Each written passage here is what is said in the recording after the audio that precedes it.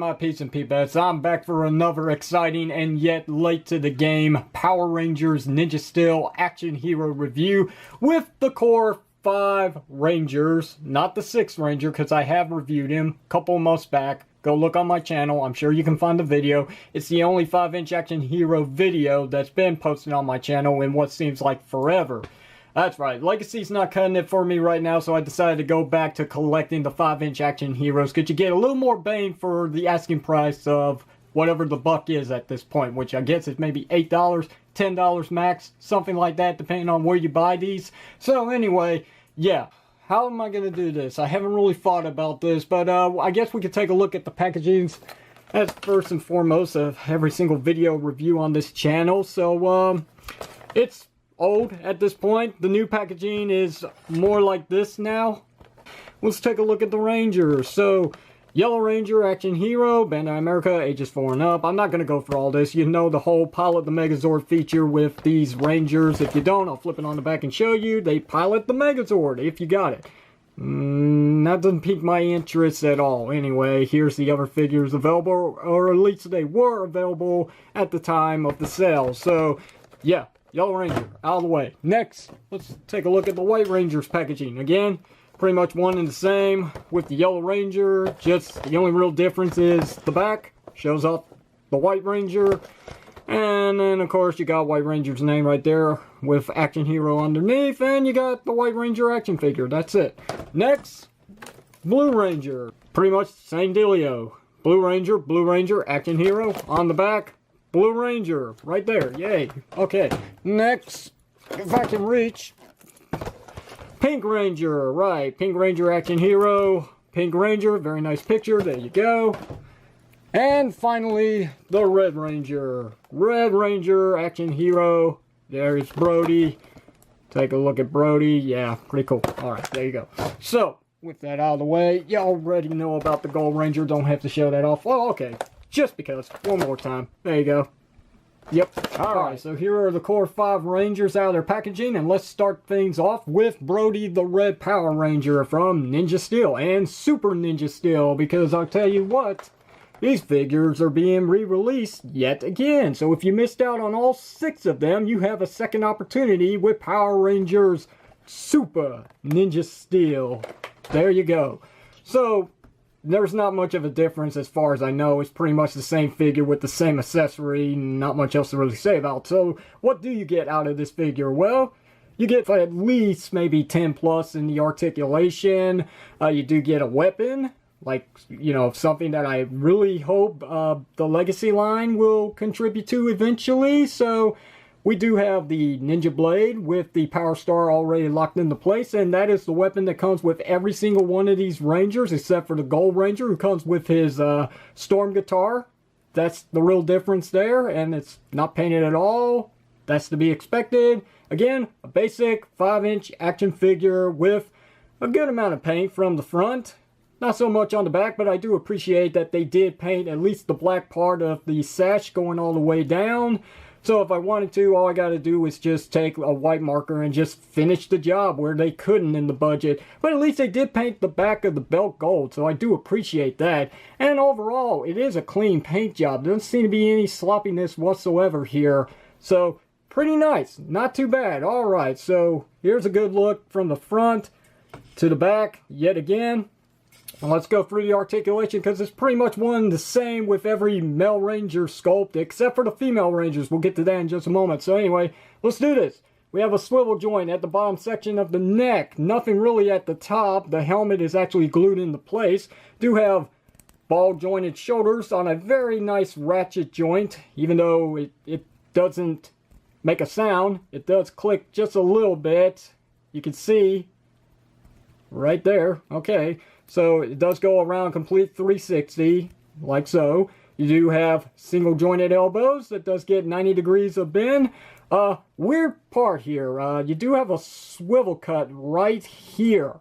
I'm not so sure why there's a swivel cut at the forearm, because you also have a swivel cut here at the hand, which really renders this useless. It's kind of odd, but whatever. Nothing at the waist is to be expected, but you do have a very good range of leg movement with this much forward, that much back. You do get your split, you get your JCVD, which makes sense since these are ninjas. Nothing at the 5, but you do get single jointed knees. It does get 90 degrees of bend, and then you've got a swivel joint right here at the top of the boot. So that is your articulation for the male body sculpt. So we'll go ahead and put the Red Ranger back now, and we'll take a good look at Preston, the Blue Ranger. And basically, we've gone through everything. We just need to take a good look at the figure himself. Looks really nice. Same weapon, like I said, on the back. The white stripe isn't painted, but hey, if it's a big issue, I can do that myself. Not much of an issue there. Beyond that, there's not much else to really say. Let's put him back. Right, let's take a look at Calvin, the Yellow Ranger. Here's a good look at the helmet, his sash, his belt, boots. Here's the back. Here's his ninja blade. Right. Joints on him are kind of stiff. Kinda. This one really doesn't want to budge that much. It's kind of difficult to really get this one to move all the way out. Calvin! Calvin! Okay, so there's Calvin. Alright, so now for the female Rangers. Okay, so again, basically the same amount of paint, same amount of articulation. Sculpting is really nice. And I can say for the articulation, it's really not hindered that much. These skirt pieces on both female Rangers is very forgiving. As you can see, it does have the slit, which does go all the way up to the belt section, so you can get a full range of kick if you want forward, so that's nice. Let me raise her arms up so we can see whether or not she could do a, yeah, kinda. I mean, it's not a complete JCVD kick here, but I mean, you can get it up. It just doesn't stay all the way up, as you can tell. Probably because the legs are just a tad loose. Now, where the articulation is just a little different is the direction where it's at, basically. There's nothing around the same section where the top of the boot would be at for the male Rangers. It's actually down here with the shoes, as you can see. Does swivel. I do appreciate that they didn't skip a beat there, so that's really nice. And that's basically it for the differences. So here's one last look at Sarah from the front to the back. Not too bad. And last but not least, once I get Sarah to stand up, let's take a look at Haley, the White Ranger. The rarest figure to find, in all honesty. This one took me a while to obtain, but you know what? That was my fault because, again, being late to the game, buying these figures late means they're not really on the shelves anymore. But, yep. From front, back, to some very tight shoe articulation.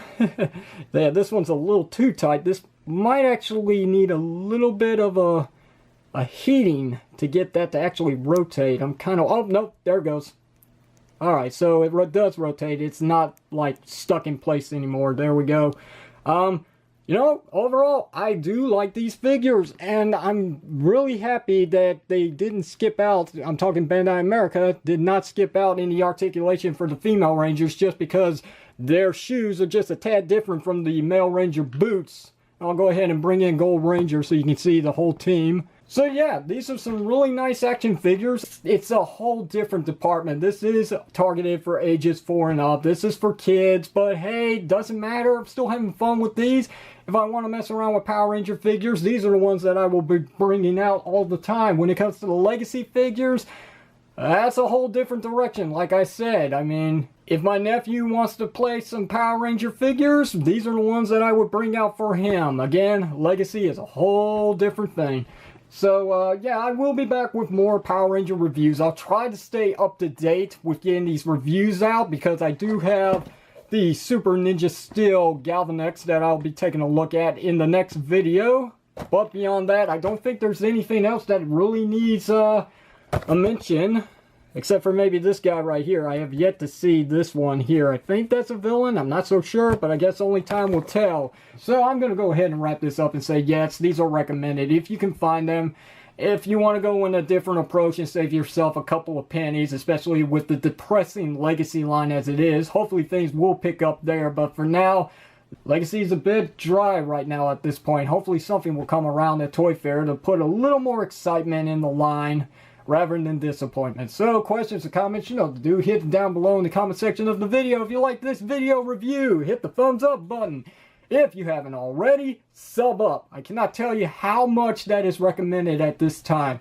And until then, this is the unprofessional toy reviewer Redis Power signing off saying thank you very much for watching this, and I'll see you whenever you see me.